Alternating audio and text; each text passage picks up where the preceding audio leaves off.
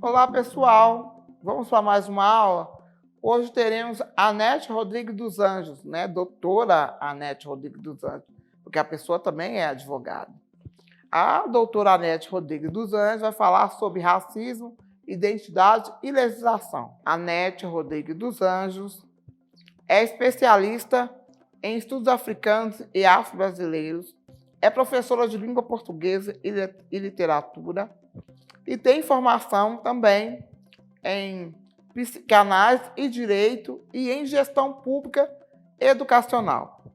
Atualmente, esse ano, gente, ela veio compor o time, da Diretoria de Políticas de Reparação e Promoção de Igualdade Racial e estará conosco nessa brilhante aula.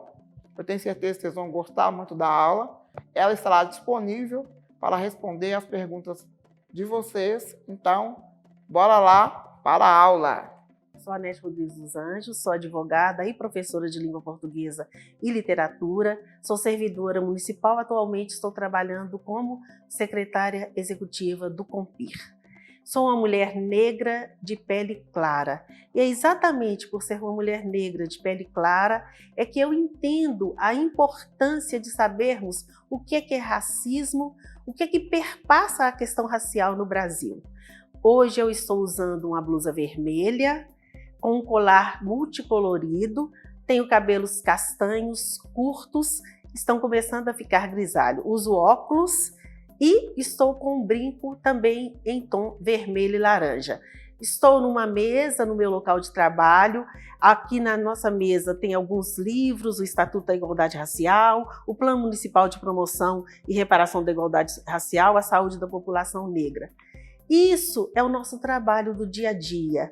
Nós trabalhamos em prol da promoção, da reparação, para levar ao cidadão o entendimento da importância da política de promoção da igualdade racial que é encampada pela Prefeitura Municipal de Belo Horizonte. O meu percurso hoje vai falar sobre o racismo, sobre a injúria, sobre a nossa identidade, a negação da personalidade para negros e negras, as teorias pseudocientíficas que perpassam pelo racismo, alguns conceitos do direito e, por fim, a legislação. Por que é importante fazer todo esse percurso? Porque muito nós falamos sobre o racismo, sobre a injúria, são usados muitos termos jurídicos, mas muitas vezes a população não entende exatamente do que se trata. Muito se fala sobre o racismo, mas muito ainda há para se falar sobre ele e entender quais são as implicações pessoais, emocionais e sociais.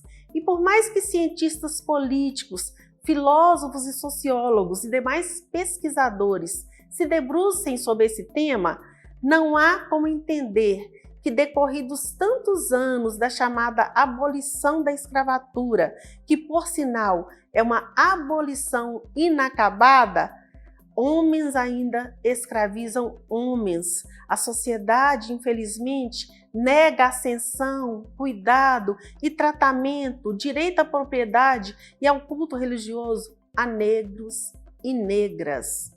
Alguns ainda continuam sendo tratados como escravos e escravas. Aliás, quanto a esse termo, escravo e escrava, nós pontuamos que deverá ser usado o termo escravizado.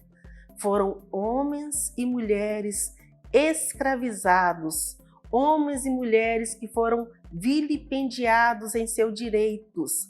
A palavra escravo origina-se de um termo latino, esclavos, ou seja, pessoa que é propriedade de outro.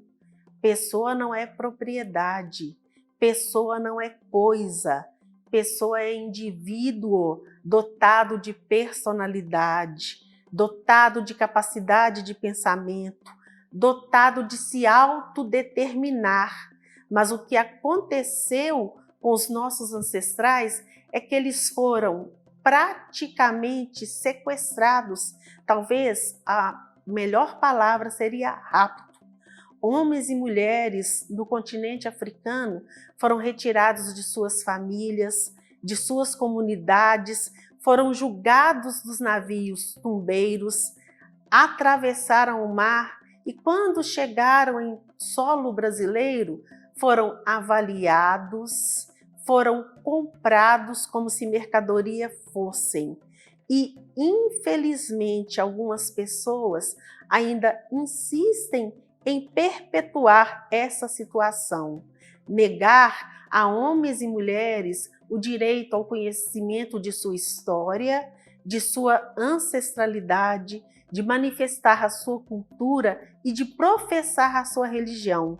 Basta nós abrirmos os jornais, assistirmos aos noticiários da televisão, que nós estaremos vendo os templos, os terreiros sendo saqueados, sendo arrombados, sendo destruídos. Basta perceber que mulheres que usam seus turbantes e que passam pelas nossas ruas e avenidas são magoadas, são ofendidas e são criticadas. Que crianças não têm coragem nos bancos das escolas de dizerem que professam os cultos que são de matriz africana. Isso porque a nossa sociedade, por mais que tente dizer que somos uma democracia racial, o que nunca fomos, a nossa sociedade ela ainda rejeita, ela ainda discrimina, ela ainda maltrata os afrodescendentes. No Brasil, embora a maioria da população seja negra, e é importante dizermos que nessa conceituação estamos colocando pardos, pretos e pardos, portanto a maioria da população e a maior população negra fora do continente africano, esta população ainda é tratada como se fosse minoria. Essa população tem negado seus direitos a tratamento médico, tem negado seus direitos à escolarização, porque escolarização é a capacidade de permanecer na escola, de ser acolhida, de ser respeitada, de ser entendida.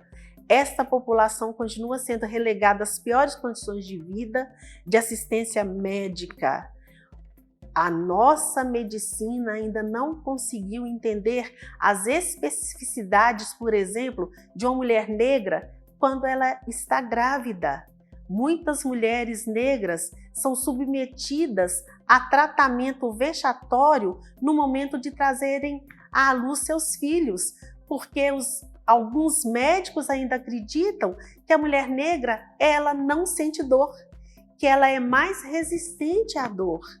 E isso é uma agressão. Isso é racismo, racismo que está estruturado na nossa sociedade. E como definir o racismo? Na verdade, o que é exatamente o racismo de que nós tanto falamos? O racismo é uma conduta discriminatória. Discrimina porque separa, porque segrega, porque vilipendia. E esta conduta era dirigida a um determinado grupo. E que grupo é esse? As pessoas de pele preta. Ele é imprescritível de acordo com a lei nacional e é inafiançável. E o que é essa situação de discriminar? O que é essa situação de vilipendiar? É hierarquizar uma raça ou um determinado grupo, supondo que ela seja superior. E ele tem servido, enquanto ideologia, para legitimar relações de dominação e baseia-se em crenças e teorias, pseudo-teorias, teorias pseudocientíficas que fundamentam a hostilidade, naturalizam as desigualdades, implicam em segregação, impedimento de acesso e recusa de atendimento. Daí a importância do chamado quesito raça-cor. Entender que a nossa população é diversa, entender que a nossa população não tem uma única matriz. Por isso é importante rechaçar as ideologias racistas e atitudes motivadas por preconceitos raciais e comportamentos e disposições estruturais e práticas institucionalizadas causadoras de desigualdade racial. Isso é uma noção falaciosa que tenta justificar grupos que se consideram moral e socialmente mais merecedores de acesso aos bens de consumo e aquilo que a sociedade pode oferecer. O racismo na nossa sociedade, ele se manifesta através de disposições, de regulamentos e de convicções e atos sociais que comprometem o desenvolvimento das suas vítimas. Ele perverte quem o pratica, divide internamente um país e externamente, porque ele impede a cooperação internacional, ele impede a cooperação entre cidadãos e dá origem a tensões políticas entre os povos. O racismo, ele é contrário a todo e qualquer princípio fundamental do direito internacional e, consequentemente, ele perturba a paz e a segurança nacional e internacional.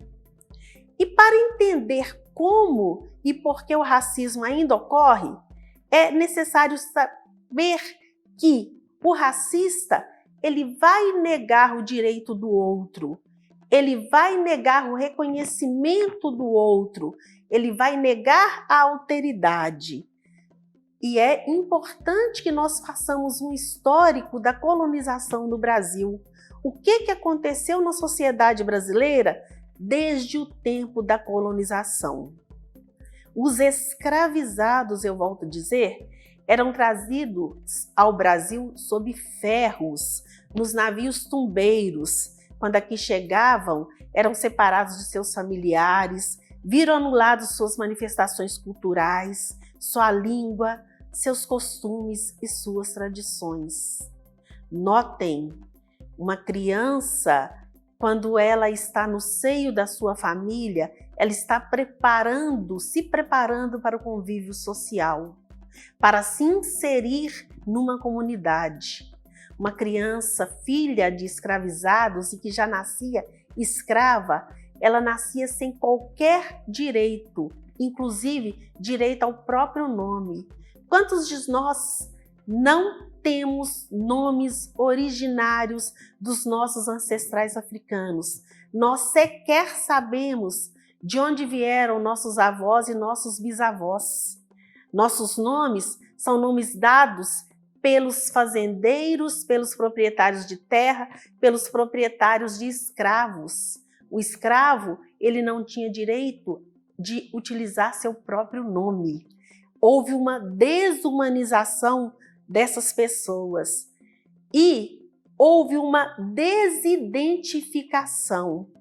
Para corroborar no que eu digo, eu trago as palavras do professor Kambegele Munanga, que ele diz que para qualquer pessoa se afirmar como ser humano, ela tem de conhecer um pouco da sua identidade, da sua origem e da sua história.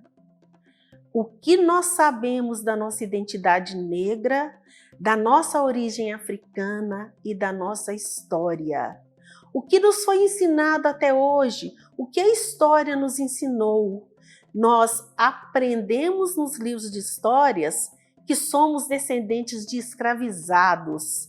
Não nos foi ensinado que somos descendentes de reis, de rainhas, de artífices, de homens que sabiam lavrar o ouro, de homens que sabiam construir igrejas, de homens que sabiam plantar, de cuidar do gado, de mulheres que sabiam tecer, que sabiam fiar. A história nos traz apenas a imagem de homens e mulheres que estão ali sendo chicoteados, amarrados, sendo empregados sem remuneração. E isso não nos diz da nossa identidade, que a nossa identidade que nos permite tomar consciência de quem nós somos, da nossa existência. É importante que nós tenhamos a percepção do nosso corpo, de um estar aqui neste momento, neste espaço e neste tempo. Eu, mulher, afrodescendente, ocupo um corpo, eu tenho um corpo, eu ocupo um espaço na sociedade e eu vivo num tempo que é marcado por dias, meses, anos e décadas. É importante também falar do meu saber, e esse saber me foi transmitido pelos meus pais, pelos meus avós, pela sociedade onde eu vivo. E isso significa que eu tenho um conhecimento de mundo, das minhas crenças, que são os meus julgamentos, e das minhas ações, que me levam ao poder fazer. É essa tomada de consciência de quem eu sou, de onde eu vim, de quem são meus ancestrais, de qual território eles ocupavam, que nós chamamos de pertencimento. Essa pertença que foi negada aos negros e negras e aos seus descendentes. Foi-nos negada a nossa língua. Quantas pessoas sabem que o Banto e o Yorubá são línguas que deram origem às mais diversas palavras que hoje nós utilizamos? Ensina-se nas escolas que nós falamos o português, que é uma língua neolatina. Ensina-se que o português origina-se do latim vulgar falado nas ruas pelo dominador, mas não se ensina que essa língua que hoje nós falamos, ela tem influência do árabe, ela tem influência de várias línguas faladas no continente africano. Isso é apagamento de uma cultura, é o apagamento da condição de se viver em sociedade. E essa sociedade, para ter uma convivência pacífica, ela precisa estar fundamentada no direito. Ela precisa estar fundamentada na lei, que é estatuída para pacificar as relações sociais. Então, neste momento, eu estou caminhando para falarmos um pouco sobre as teorias que fizeram, a perpetuação do racismo e da necessidade de criação de leis que refutem esse mesmo racismo. Existe uma interdição, um limite imposto na convivência do dia a dia, o respeito ao outro, o reconhecimento ao direito deste outro. A lei não fala de escravo, a lei não fala de distinção de cor, de sexo, de raça. A lei, ela visa pacificar as relações sociais. Então é importante reconhecer esse outro enquanto sujeito de direitos e estabelecer com ele uma relação respeitosa e uma relação dialógica, que é atribuir-lhe a condição de um igual em nossa sociedade, digno de estar incluído na proteção simbólica que a lei oferece, digno de estar incluído nos projetos, nas políticas públicas que lhe ofereçam condições de vida digna em nossa sociedade. Somos todos iguais perante a lei.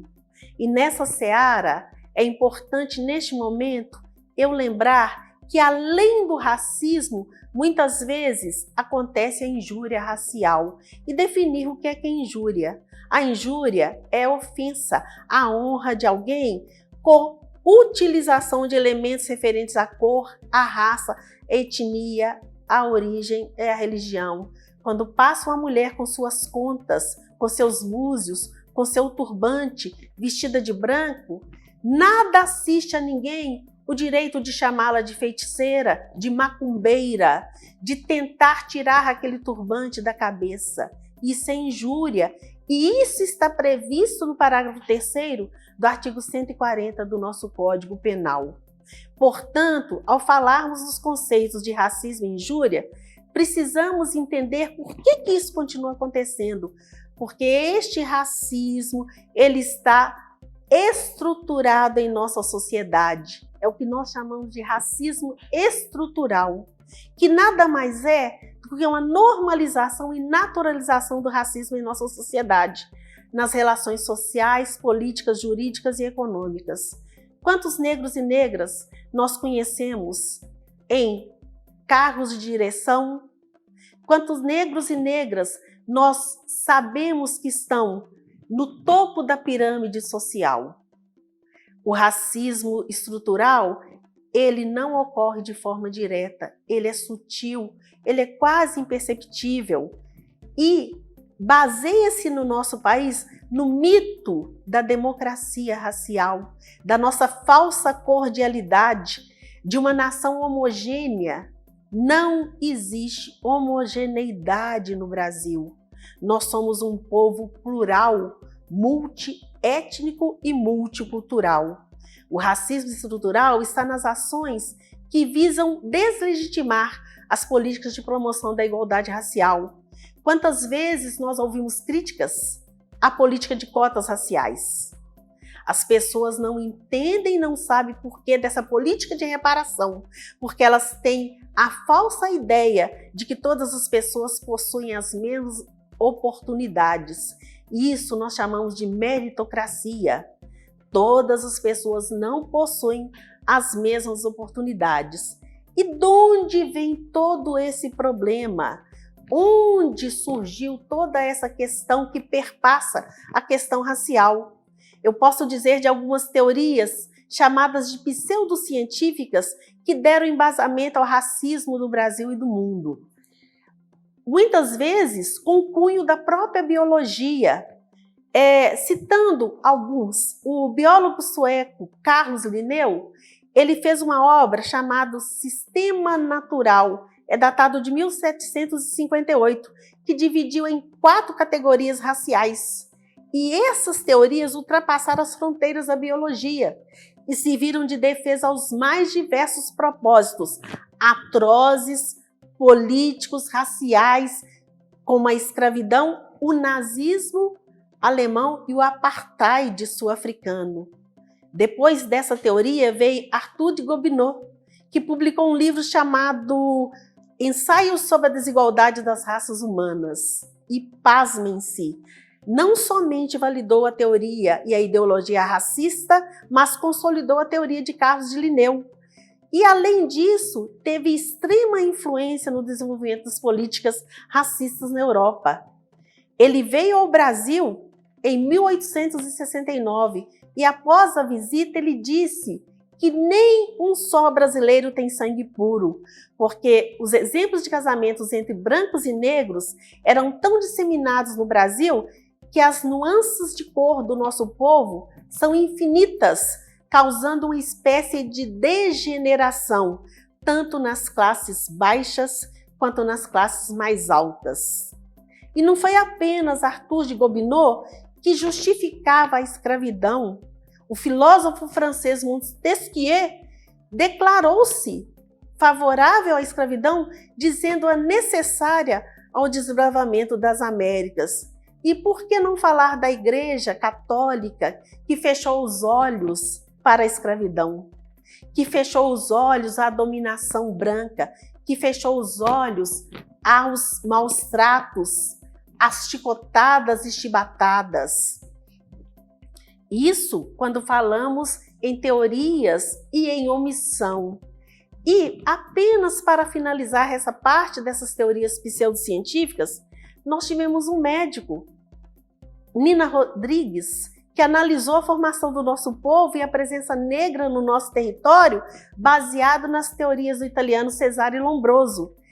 Essas ideias foram apresentadas no livro As Raças Humanas, e ele defendia clinicamente um tratamento diferenciado para negros, índios e mestiços, que produtos de raças inferiores, conforme ele se referia. Inclusive, o nosso Código Penal, ainda hoje, trata essa questão. As pessoas, elas são qualificadas de acordo com a cor da pele, né? O argumento de Nina Rodrigues partia do pressuposto que havia uma diferença fundamental entre as raças no que diz respeito à constituição mental. Tanto Nina Rodrigues quanto outros eugenistas, eles preconizavam a profilaxia das raças através da propaganda do branqueamento. Por isso, tão importante hoje as políticas de promoção e de reparação da igualdade racial, porque muitas das questões que ainda nos afetam nas relações sociais no que tange à depreciação e desvalorização de negros e negras vem da não superação dessa ideologia racista. O racismo é e continua sendo cultivado e justificado por muitos. E apesar de sabermos que toda a produção de riqueza nesse país passou e ainda passa pela mão de obra negra, nós continuamos reduzidos à submissão de baixos salários, à violência. A maior população dizimada neste país continua sendo a população negra. E ao desconhecimento dos direitos desse sujeito, do direito de ser, de pertencer, de ir e de vir, de continuarmos relegando homens e mulheres à condição de coisa, a partir do momento que nós impedimos de conhecer a sua própria história, de ser respeitado em sociedade. Michelle Bachelet, que foi presidente do Chile e que hoje é alta comissária da ONU, ela entende que, eu vou ler, porque é tão importante a fala dela que eu acho importante ler, ipsis literis. Por trás do racismo sistêmico e da violência racial de hoje está a falta de reconhecimento formal das responsabilidades dos estados e de outros atores que participaram ou lucraram com a escravidão, com o tráfico de escravos transatlântico africano e com o colonialismo, bem como aqueles que continuam a se beneficiar desse legado.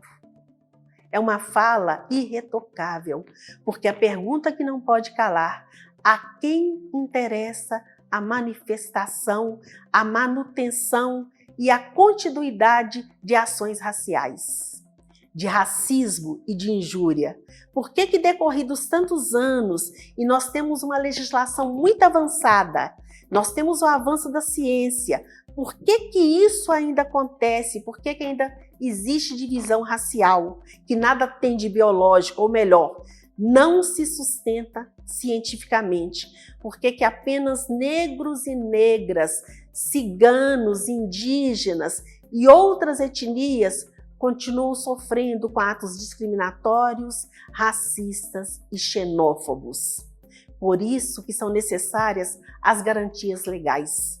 É imprescindível conhecer as leis, entender o ordenamento jurídico e buscar a proteção e garantia de direitos, porque somos humanos, temos direitos decorrentes dessa humanidade. E o que são direitos humanos? São a categoria básica e elementar de todo o direito que abrange toda a humanidade.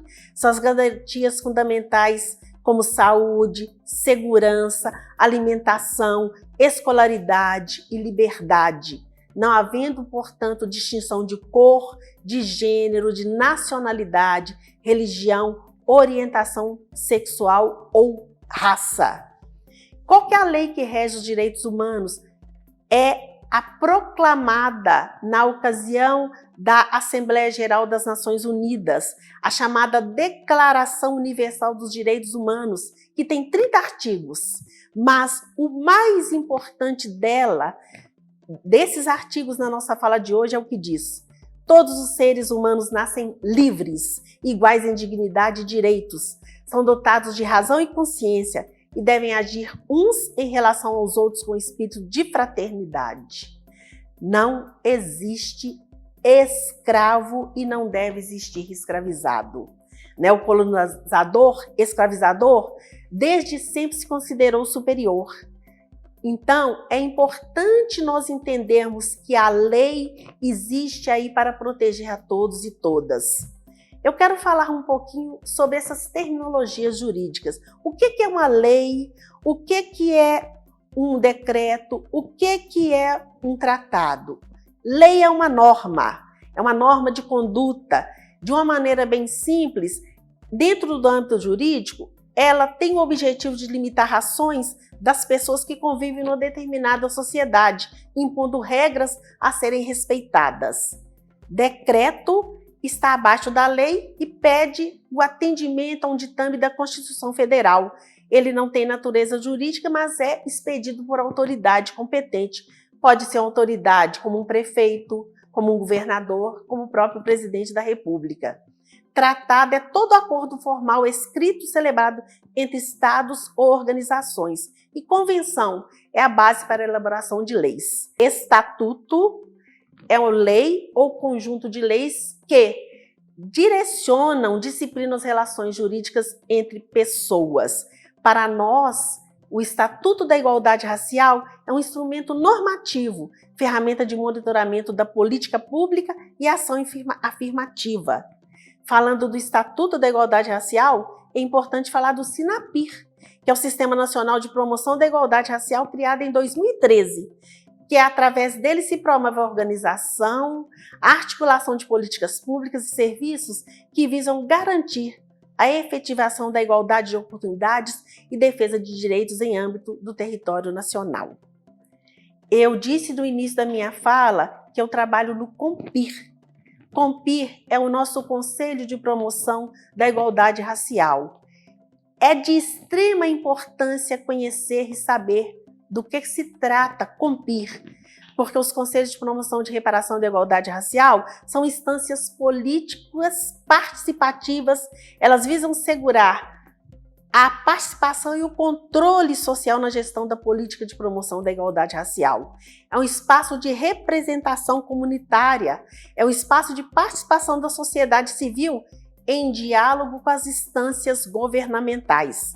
Em Belo Horizonte, o COMPIR foi criado em 2010, pela Lei Municipal 9.934 e configura-se como órgão estimulador da participação da sociedade civil, da definição da política municipal de promoção e reparação da igualdade racial. Ele está vinculado à Subsecretaria de Direitos de Cidadania e à Secretaria Municipal de Assistência Social, Segurança Alimentar e Cidadania e vem trabalhando de forma articulada para atender a grupos étnicos que compõem a cidade, tais como indígenas, ciganos, povos de tradição e quilombos. E agora eu parto para falar da legislação protetiva no Brasil. O primeiro texto legal que buscou combater a discriminação racial no Brasil foi a Lei Afonso Arinos, Lei 1390 de 51. Ela tipificou uma das formas de racismo. Qual que era? Era a recusa das entidades públicas e privadas em atender pessoas em razão da cor e da raça. No entanto, ela puniu de maneira muito leve, colocando como um delito de menor potencial ofensivo. À medida que a nossa sociedade foi evoluindo, à medida que a nossa população foi tomando consciência da importância da participação popular, dos movimentos negros e das reivindicações, é que as leis foram se tornando aperfeiçoadas. Nós temos uma Constituição da República que refuta veementemente o racismo. Nós temos na nossa Constituição o artigo 3º, que diz que é objetivo fundamental da República Federativa do Brasil construir uma sociedade livre, justa e solidária, garantir o desenvolvimento nacional, erradicar a pobreza e a marginalização e reduzir as desigualdades sociais e regionais, promover o bem de todos sem preconceito de origem, raça, sexo, cor ou idade. Mais ainda, o artigo 5º da Constituição Federal é taxativo quanto diz: todos são iguais perante a lei, sem distinção de qualquer natureza, garantindo-se a brasileiros e aos estrangeiros residentes no país a inviolabilidade do direito à vida, à liberdade, à igualdade, à segurança, à propriedade. E, diz mais, a prática do racismo constitui crime inafiançável e imprescritível, sujeito à pena de reclusão nos termos da lei. Além disso, nós temos o Estatuto da Igualdade Racial, Lei 12.288 de 2010, que visa garantir à população negra a igualdade de oportunidades na defesa de direitos individuais e coletivos e difusos e o combate à discriminação. Temos também várias outras leis, que eu citarei apenas alguma porque o nosso tempo é exíguo, mas é importante que vocês conheçam e se aprofundem, se interessarem por esse assunto, né? Temos a Lei número 4.000 9.459 de 2007, que pune com multa e até prisão de 3 anos quem zombar ou ofender outra pessoa por causa do credo que ela professa. E às vezes nós passamos pela rua no nosso dia a dia e nem sabemos que essas pessoas podem ser punidas legalmente. O dia 21 de janeiro é considerado o Dia Nacional da Combate à Intolerância Religiosa. E por que marcar essa data? Porque nós sabemos que existe a intolerância religiosa, né? Nós temos também a Lei 7.716, conhecida como Lei CAO, que define os crimes resultantes de preconceito de raça e de cor. Nós temos o decreto número 65.810, que é a Convenção Internacional sobre a Eliminação de todas as formas de discriminação racial, que foi ratificada, assinada pela Presidência da República. E o Brasil comprometeu-se a promover políticas que eliminem todas as formas de discriminação racial. Temos também a lei de número 10.639, né? O que ela diz? Ela diz da importância de se trabalhar a cultura no ensino médio, nas escolas, a cultura afro-brasileira. Temos o decreto número 4.228 de maio de 2002, que institui no âmbito da administração pública o Programa Nacional de Ações Afirmativas. Temos o decreto 4.887, que regulamenta o procedimento para identificação, reconhecimento, delimitação, demarcação e titulação das terras ocupadas por remanescentes das comunidades quilombolas. Lei não é favor, lei é para ser cumprida. Faz-se necessário que nós entendamos isso. Então, quando as pessoas falam, eu não quero cota, eu acho besteira a lei de cota, a lei de cota está discriminando. Não, a lei de cotas ela está reparando. Nós temos também uma data muito importante, que é o dia 2 de junho, que é o Dia Nacional de Teresa de Benguela e da Mulher Negra e Latino-Americana. Isso é essencial, porque no Brasil, as negras e seus descendentes continuam sofrendo racismo, sexismo e a discriminação. E quem é que foi Teresa de Benguela? Foi uma maravilhosa líder quilombola do quilombo do Quariterê, que abrigou mais de 100 pessoas, que hoje está localizado mais ou menos entre Mato Grosso e Bolívia, né, em região de fronteira. Bom, além das leis que eu já citei, é importante saber que existem leis esparsas que visam a punição da discriminação racial. A lei número 2.889 de 56, que define e pune o crime de genocídio, a 4.117, que pune os meios de comunicação que promovem práticas discriminatórias, a 5.250, que regula a liberdade de pensamento e informação, vedando a divulgação e a difusão de preconceito de raças. E muito recentemente, o Supremo Tribunal Federal deu uma decisão que equipara a injúria racial ao racismo. Ele decidiu em outubro de 2021 que o crime de injúria racial deve ser interpretado como crime de racismo. É muito importante conhecer para refutar. É muito importante saber para se defender. Muito se fala de direito, mas quando se fala de direito, fala-se também da dificuldade de se chegar ao judiciário. A maneira de se chegar ao judiciário, a maneira de defender direitos é conhecer e entender a existência de direitos. Eu trouxe aqui hoje o Estatuto da Igualdade Racial, que está disponível aí na web. Para nós, é como um livro de cabeceira. Em Belo Horizonte, nós temos o Plano Municipal de Promoção da Igualdade Racial. Em âmbito nacional, o Ministério da Saúde distribuiu Política Nacional de Saúde Integral da População Negra e vários outros guias. Mas é importante conhecer para defender. É importante saber para reivindicar. É importante respeitar para ser respeitado. É lembrar, nas palavras do saudoso poeta Tiago de Mello, cidadania é dever de povo. Somos todos cidadãos de uma mesma nação. Somos um povo só no mesmo território, falando a mesma língua, professando as mais diversas religiões, as mais diversas crenças. E é por isso que todos nós, independente da cor que nos reveste, devemos ser tratados como sujeitos de direito e da proteção que a legislação brasileira estende a todas e todos. É isso, eu espero de alguma maneira ter contribuído para o conhecimento, para o entendimento e para a percepção da importância de sermos, antes de tudo, antirracistas. Seu moço quer saber,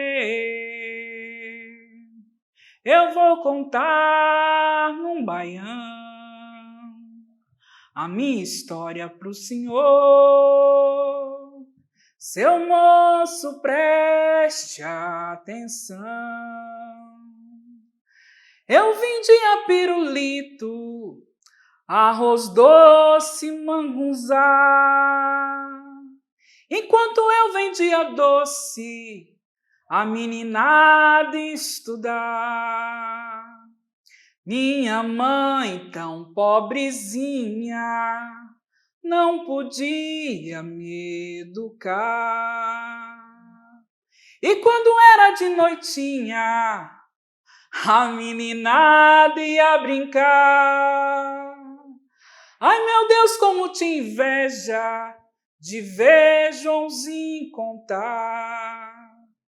O professor raiou comigo, porque eu não quis estudar. Hoje todos são doutor, e eu continuo um Zé Ninguém. Pois quem nasce pra pataca não pode ser vintém. Vê meus amigos doutor, basta pra eu me sentir bem. Mas todos eles quando ouvem um baiãozinho que eu fiz, ficam tudo satisfeitos, batem palma e pedem bis. E disse João, foi meu colega, como me sinto feliz.